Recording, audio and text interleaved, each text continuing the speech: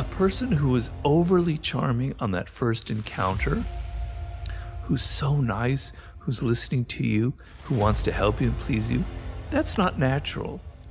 Because we've all developed the habit of being slightly wary of strangers. And I've learned through my consulting work and my own experience that that person who's trying too hard on the first encounter, they're generally hiding something. They're generally conceding intentions that they don't want to give out, right? Their method of throwing dust in your eyes is to appear the opposite of what they are. And you're going to fall for that.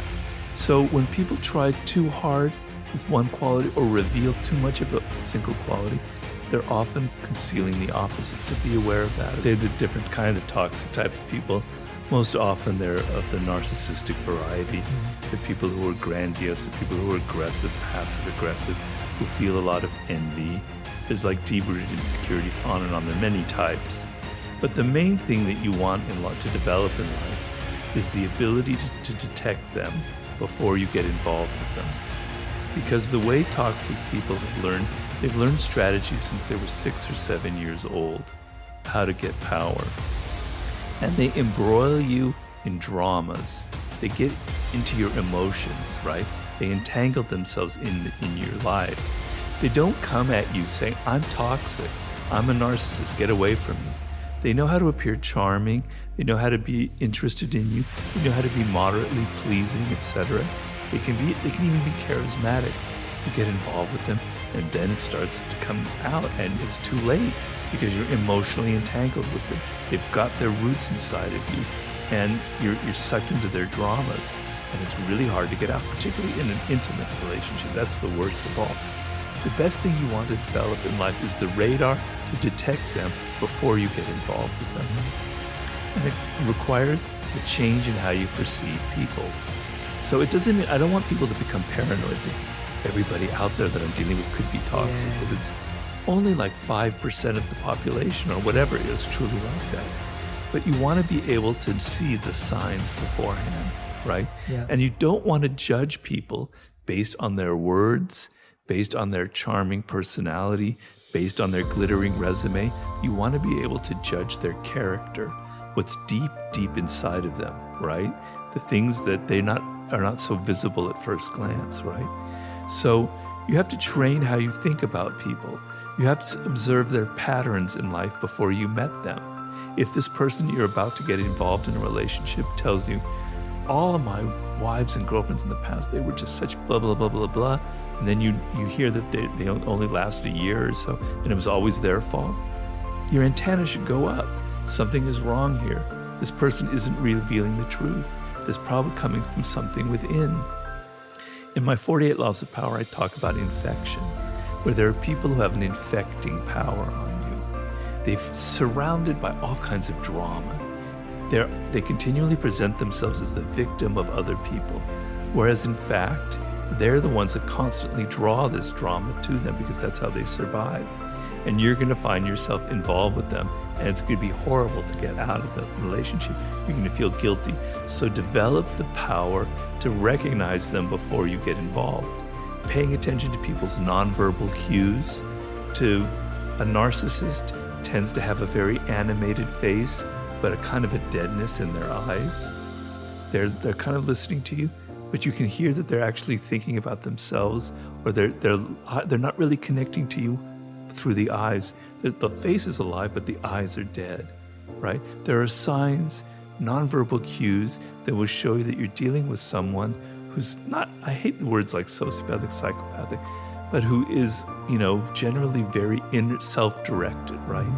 The other thing I have to say is, it's easy to judge and say, oh, the narcissist, the toxic people, but we all have these qualities. Yes. We all have narcissistic qualities. We all can be passive-aggressive, right? So some of it you can recognize in yourself, and there are the ways to get out of it. But the main thing is to not get involved with these people. If you're involved, let's say you have a spouse or whatever, the best power you can get is the ability to withdraw your emotions from the moment. And God knows that is not easy.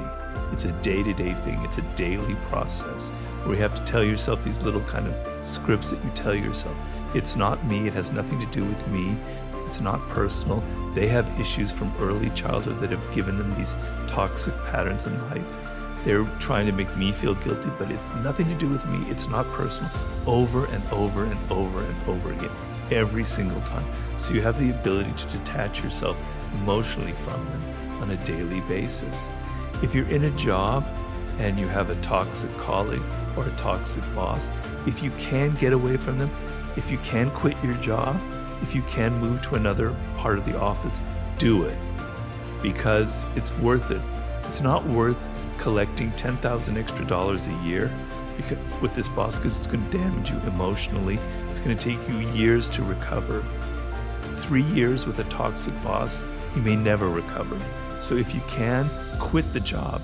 No job is worth that kind of abuse. It's going to hurt you. It's going to damage you, right? And the same in a relationship as well. If you can't get out, you have to develop a habit of detachment and not taking things personally.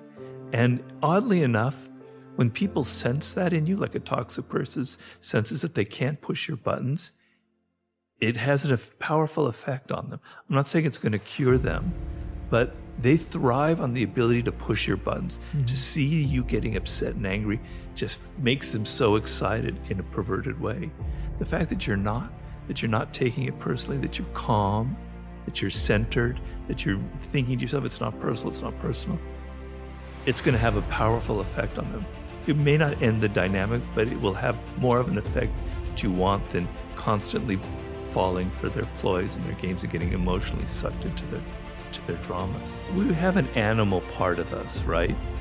Where we feel certain things about people on that first encounter or second encounter that's not rational, that's intuitive. And then we don't trust it. And often it happens in a microsecond, in a flash. You meet somebody and you sense the chemistry or something a little bit wrong, right? Okay? If I met somebody who seems very genuine and sincere and I can read it in your face and I feel it, I don't need to be wary. But particularly with women, dealing with men, because quite frankly, the more dangerous toxic type will be men. Right, got it. Women will often have an intuition, a sense of something isn't quite right, but they don't trust it. They go on. But we all have that feeling. Trust it. And you could be wrong, but it doesn't hurt to be a little bit wary of someone. It doesn't mean if someone is being like you, friendly, I want to be your friend, that you have to go running away immediately. Yeah. It just means maybe there's an ulterior motive here. Yes. I'm reading body language that tells me no, that they're sincere. I can let down my guard, but there'll be a tiny percentage of me which in the days to come wants to see, because there are people, like it's a common classic case of envy, where a person who is envious of you becomes your friend. That's where most envy relationships occur, is between friends, right? And they make a point of being your friend. They're very friendly. They love you. They want to help you. They want to assist you. Wow, this is great, because we never get enough of that in life. And then 6 months down the road, they start turning against you, start doing things that completely confuse you. Now, probably in your first encounters, you could have detected something about them already. But people can be tricky.